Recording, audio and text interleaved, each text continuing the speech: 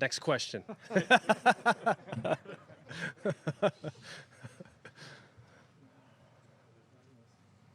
Daniel.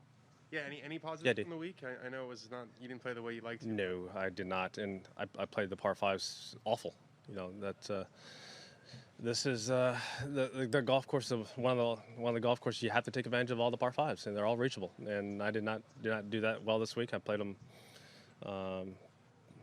probably around even par, if not over par, for the week, and I did not drive the ball and did not hit my irons close enough consistently.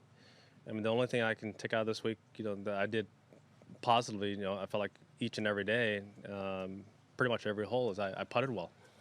I felt like I rolled it great. Unfortunately, they were all, most of them were for pars and a couple for bogeys here and there, but not enough for birdies. I know you're not going to tell us about Houston, but what goes into that decision next week, and when do you plan to know whether you're going to make another start before Augusta?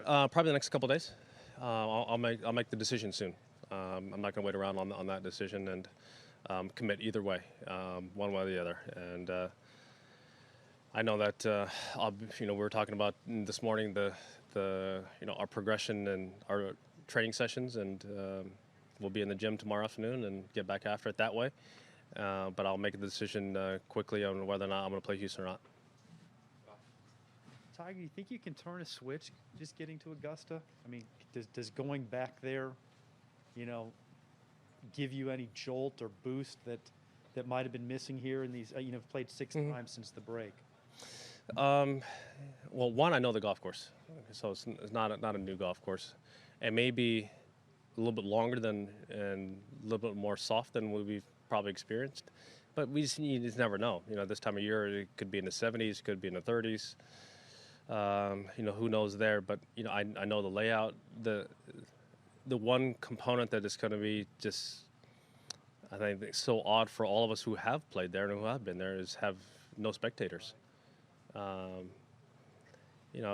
was having lunch with a couple of the guys, and we were talking about some of the shots, like on 7, you aim at one spectator and you're going to cut it to another, and which will leave you this either left this flag or right of that flag, and that's what I've done in the past. But there's going to be no background and no roars. Sometimes we've been on the putting green there before we tee off, and when you hear roars down there 12 and 13, they reverberate up all the way up to the clubhouse. And there's going to be nothing.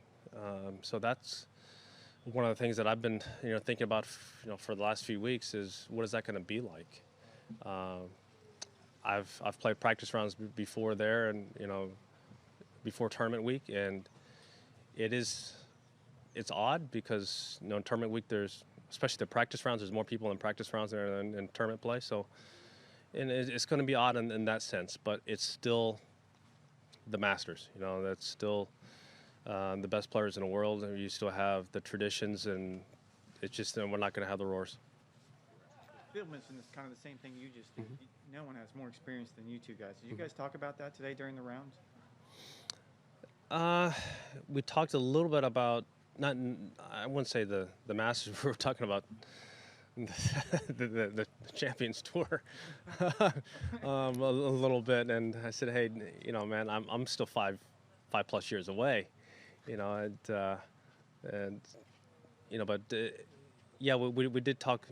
We touched on here and there about our prep. What is it going to be like? Is it going to be like, when Zach won, when you can't go for any of the par 5s and 2? It's going to be, like that. It's going to be that long and that soft, that hard, that windy. But you just never know.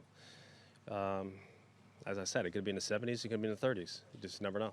Will it be easier to practice, Monday, Tuesday, Wednesday with nobody there than what you're used to when, obviously the place is packed normally on those days, and it's that there's some challenges involved in that for you with just the big scene.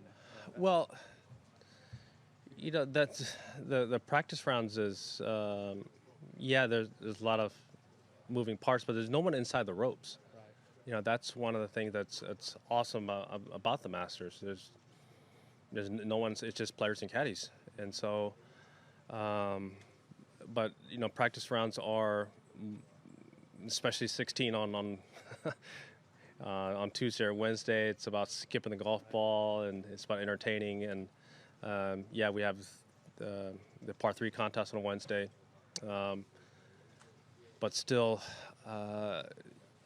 Monday, Tuesday, Wednesday are the only days that people are allowed to, take pictures. Yeah. Come tournament play, it's quiet. But Monday, Tuesday, Wednesday is a little bit louder. But more importantly, there's going to be a lot of players in the field, this week or that week, and trying to get your practice rounds in time. Plus, this late in the year, daylight is going to be a little bit more of a challenge, and so trying to get it all organized and based on weather and time. So yeah, it's going to be a little bit different for all of us. Is there one thing you got to put your most emphasis on over the next 2 weeks, you think, in your game? Anything that stands out to you that, man, I got to really improve that? Each and every year, same thing, hitting the ball high draws. Making sure that I can hit a high draw anytime I want. There are a few holes like 10 and 13 that it's a little bit on 14, depends on the conditions, but where it's so advantageous to be able to hit a high draw. That's always been my game plan ever since I was an amateur, making sure that once I played for the first time in '95, that I can get that ball up and turning from right to left. And it's easier to kind of hit other shots from there, but be able to make sure that I can do that, and then I can drop down and hit any shot from there. All right, thank you guys. Appreciate it.